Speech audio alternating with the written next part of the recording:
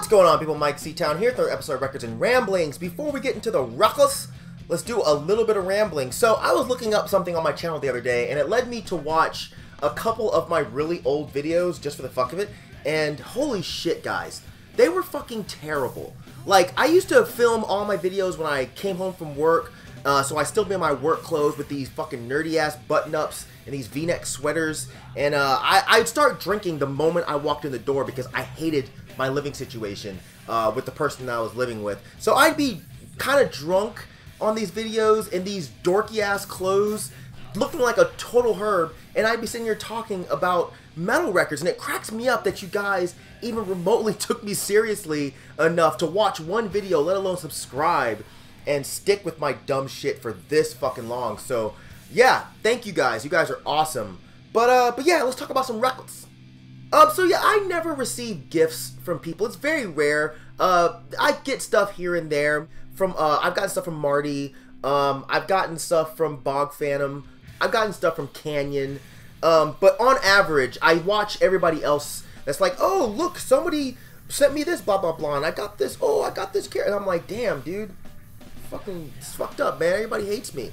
But, kidding. Well, maybe I'm not kidding. I don't fucking know. Whatever. But yeah, this first record is actually a really special thing. So this came from one of my viewers. I don't remember his YouTube name, but his email has his initials, which are CB. And he sent me a copy of the Nationals' Sad Songs for Dirty Lovers. And this is their second record. And I actually hadn't heard this record until I got this. And this is great. Really mellow. Just beautiful. The title of the record, in my opinion, is spot on because this thing sounds like an absolute heartbreak. Printed insert here, and it's on this really nice, clear with like colored speckle things vinyl. So yeah, I'm really stoked to have this. CB, if you're watching, thank you very much, man. Very, very, very kind of you. This next record came from a YouTuber that you guys probably all know and watch, but if you don't know him, it's Mr. Desi Wood. The coolest thing is, I remember watching one of his videos probably like a year ago, and I wanted to trade him for this record because he wasn't really into it, and I think we both just kind of dropped the ball on the trade, and I just kind of forgot about it. Then he tells me he's going to send me something in the mail, and yeah, this thing turns up, and I honestly... part of me wanted to shed a tear, like a thug tear, not like some old bitch-ass tear, not like some old weeping tear, but like, you know what I'm saying, like a, yeah, I'm good, bro, I'm good, like that kind of tear. But yeah, I'm just not used to people being this kind to me, but yeah, he sent me Satyricon's Rebel Extravaganza, and this album is a class fucking act to me. I remember when this came out, I was shocked by the change in the sound, but there was something about it that just really spoke to me. It's dark, it's dirty, it's ugly, it's grungy. You know, riffs for fucking days, man. The drumming is ridiculous. And I think the lyrics are fucking awesome, man. They're dark and they're evil without being cheesy, which is very hard to do, especially with black metal. Drink to that and never forget where you came from, because there's no such thing as a one-way ticket to hell. Hell, what a fucking relief. Such good lyrics. But yeah, there's a front cover and the back cover.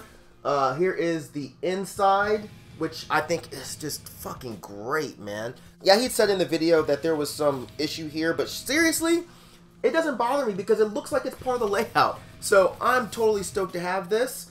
And the vinyl is so fucking nice, man. Clear with some black speckles. Very, I just realized that's kind of odd that both of the gifts that I got both included records that had clear speckles. He also sent me CDs for his bands, which I think was cool as shit. So I will put links to his YouTube and links to his bands in the description section down there. Make sure you guys go check him out if you have not already. The next record I'm going to show you, this is Malefices with, I don't know how to pronounce this, Asarlai maybe, I don't know, but this is great Canadian black metal. Nothing super special, but raw black metal played very, very well. This was a demo that came out in 2013, but was pressed on vinyl last year, I believe. Records on black, so I won't bother showing you that. But if you dig raw black metal in general, then I think you should check this out. It's actually really solid. It's on Final Agony Records, so I don't know how limited it is, but yeah, if you can get it, get it. Next record I'm going to show you, this is Recluse, Stillbirth in Bethlehem.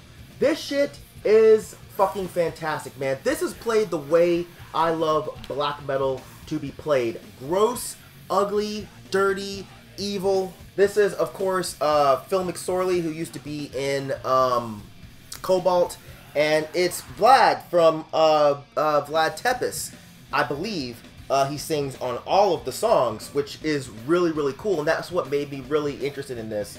Which I don't have the other Recluse stuff. I need to get copies of that shit. But yeah, this was released by Darker Than Black, but it's still a great record, so yeah, give it a shot if you like really ugly, muddy black metal. And I've always thought they had one of the coolest logos. Love that shit. Next record I'm going to show you, this is Prurient with Frozen Niagara Falls. And this was one of my favorite things to come out in 2015. If you haven't heard this, which hopefully you have, but this is noise, but it's layered, it's really textured, definitely more akin to something like Grey Wolves than it would be for something like Merzbow. Or I'd even say it's more like Genocide Organ. You know, there's some harsh stuff, but it's not just that. Like, there's so much more, so much depth to this album. Like, who would expect a noise double album to be that interesting? Like, it's a really daring thing to do, but Dominic Furno pulled it off really, really well. Records on Black won't bother showing you that. But yeah, this is a 3 LP set, which makes it a bit pricey. But yeah, I honestly think it's actually worth it. This is one of the best things I think Prurient's done. Not only that, it's one of the most accessible things that Prurient's done. So yeah, give it a shot. I don't think you'll be disappointed if you're into power electronics or kind of ambient noise even, or even harsh noise. So yeah. Next record I'm going to show you, this is Rob Sonic with Alice in Thunderdome. Okay, so Rob Sonic is a rapper that I think is criminally underrated.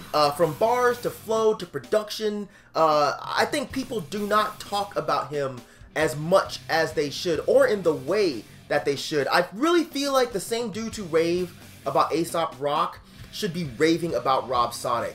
And that's not just because they're in a group together, which is Hail Mary Mallon. This is because he is a dope wordsmith and incredible when it comes to laying down flows over beats. But this is his third album. He used to be in a group called Sonic Sum, which was also really dope. I don't know, man. I just think he's an incredible MC. I picked this up when he was in Atlanta performing with Henri Osborne, which I think I talked about that show before, but it was an absolutely incredible show. The record is on this kind of clear, I don't know what color, it's like an olive green, sort of. But yeah, very cool. But yeah, go look up the song Gorf, G-O-R-F, and I think you'll get an idea of what I'm talking about. Like, dude is just really, really, really creative when it comes to rapping. And the last record I'm going to show you in this edition of Records and Ramblings, this is Slidhr with Spirit of the Apostate, or Apostate. This is another one of those black metal bands that I think gets unfairly looked over. I don't hear enough people talking about these guys, which is really odd to me. They're a black metal band from Ireland. One of the guys is actually in Sin Mara, and you can kind of hear that in this music. The other guy is in quite a few bands, actually, and I haven't listened to any of them, which I need to fix that. I'm fucking slacking, y'all. Oh, he's also in Rebirth of Nefast.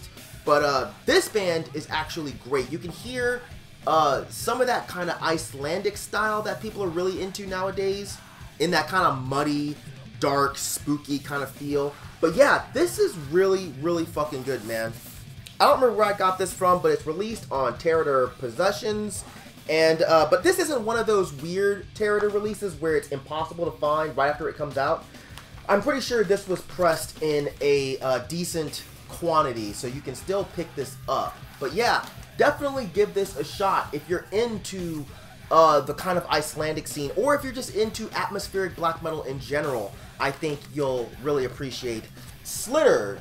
They're actually one of my favorite black metal bands, semi-modern black black metal bands. But yeah, that's it for this edition of Records and Ramblings. Hopefully y'all enjoyed it. As usual, thank you for living, thank you for loving, thank you for being you. Please don't die, and I'll see you guys next time. Alright? Peace, bitches!